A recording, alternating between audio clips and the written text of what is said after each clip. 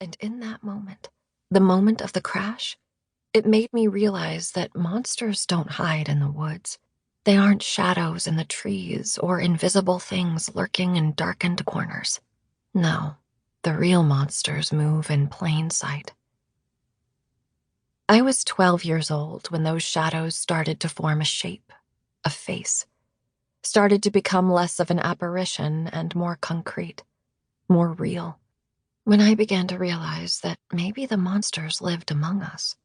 And there was one monster in particular I learned to fear above all the rest. May 2019. Chapter 1. My throat tickles. It's subtle at first, the tip of a feather being trailed along the inside of my esophagus, top to bottom.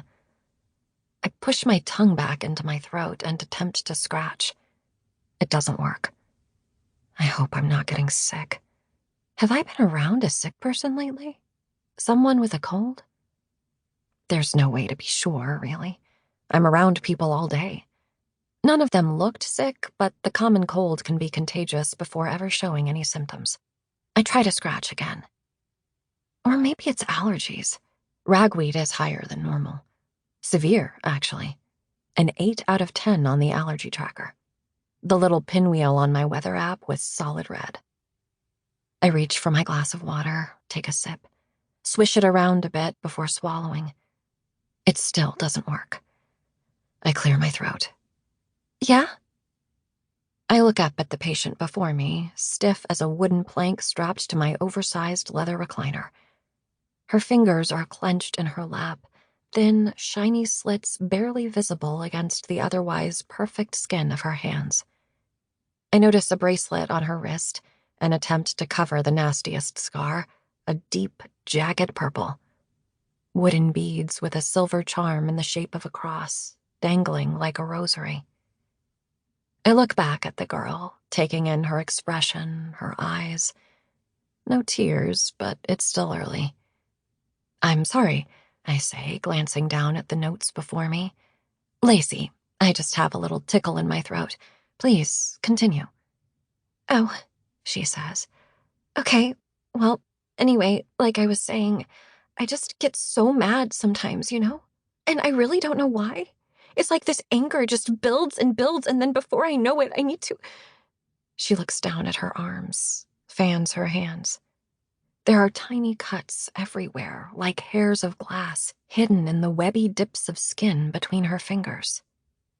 It's a release, she says. It helps me calm down.